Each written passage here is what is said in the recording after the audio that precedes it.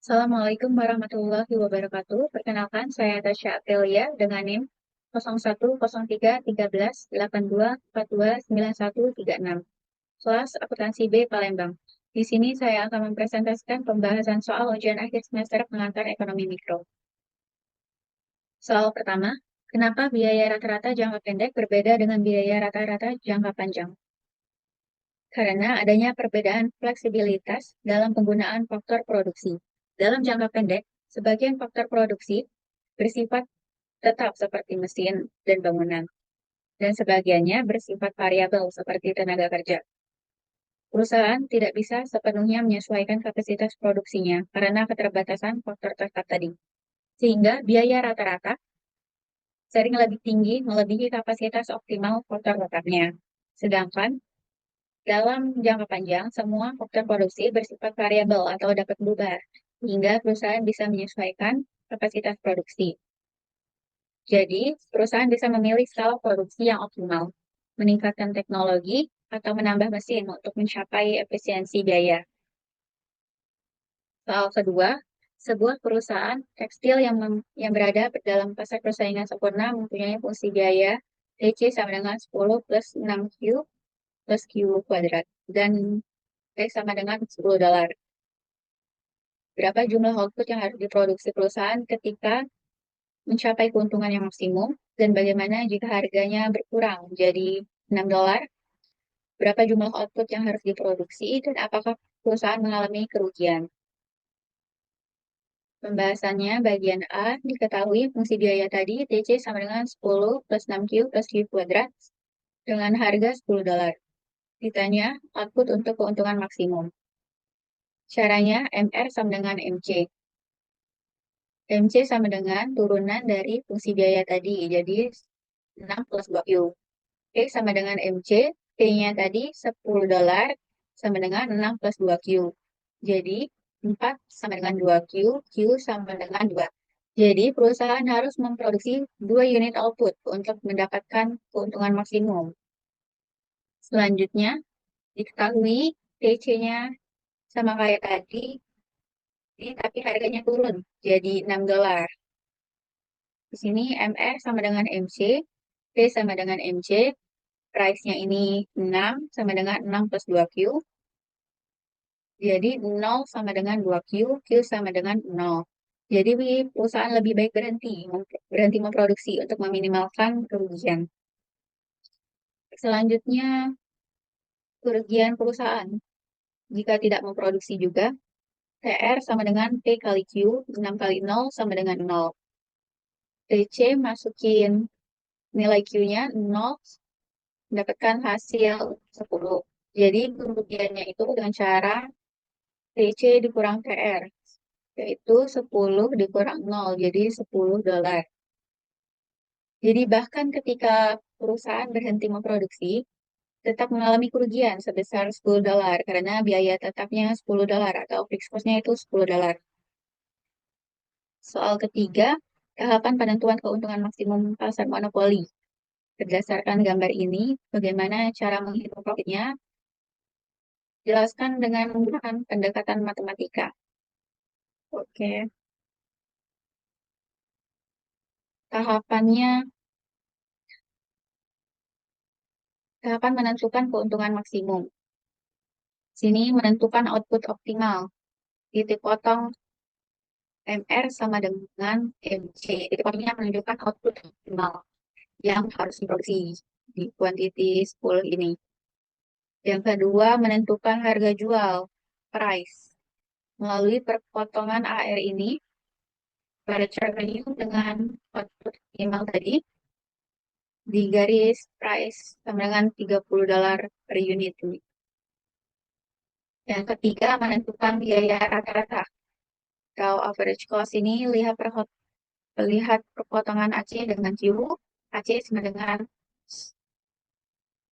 AC sama dengan ininya $15 ya, $15 per unit. Yang keempat, menghitung total revenue dengan cara P kali Q. P-nya 30 dikali 10 ini mendapatkan hasil $300. Yang kelima, mencari TC dengan cara AC dikali Q. AC-nya 15 dikali 10. Jadi, dapatkan hasil 100.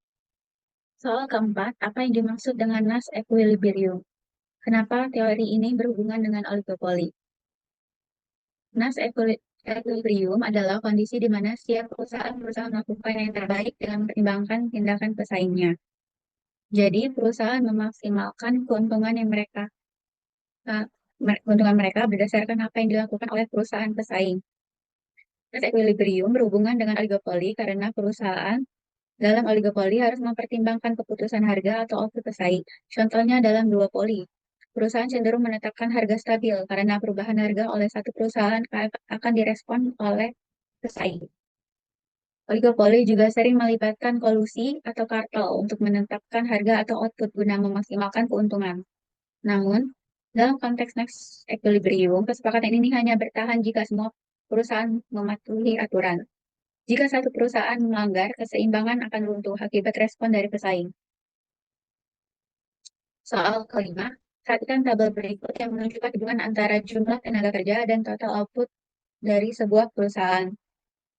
Bagian A, menghitung marginal productivity of labor dengan cara QN dikurang QN kurang 1 dibagi LN dikurang LN kurang 1.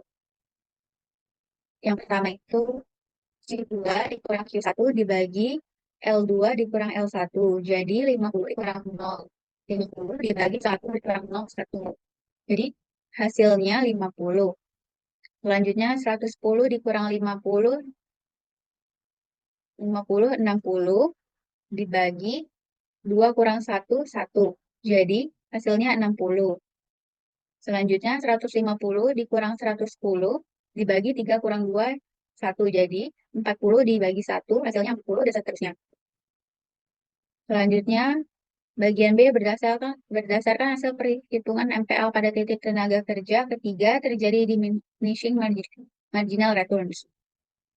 Ketiga ini diminishing marginal return terjadi pada titik ketiga. Setiap tambahan tenaga kerja tidak lagi meningkatkan output secara proporsional dan malah menghasilkan kenaikan output yang semakin kecil ini. Nih, yang dari 60 ke 40, dari 40 ke 20, dari 20 ke 10, yang pada awalnya itu mengalami peningkatan. Selanjutnya, bagian C, jika perusahaan membayar setiap pekerja dengan upah tetap sebesar Rp100 per hari, minimal harga per unit output agar perusahaan tetap memperoleh keuntungan. Dengan cara mencari TC dan AC. Rumus TC sama dengan fixed cost dikali variable cost. Fixed cost-nya 100 yaitu upah per harinya, upah kerja per hari dikali jumlah tenaga kerjanya. Di sini di sini 100, 100 dikali 1, 100, 100 dikali 2, 200, 100 kali 3, 300, dan seterusnya. Selanjutnya mencari AC dengan cara TC dibagi Q. Cara mencari AC ini TC-nya 100 dibagi 50, hasilnya 2, 200 dibagi 110, hasilnya 1,82, 300 dibagi 150, hasilnya 2, dan seterusnya. Jadi, harga minimal per unit output agar perusahaan tetap memperoleh keuntungan, yaitu di harga 1,82 rupiah itu.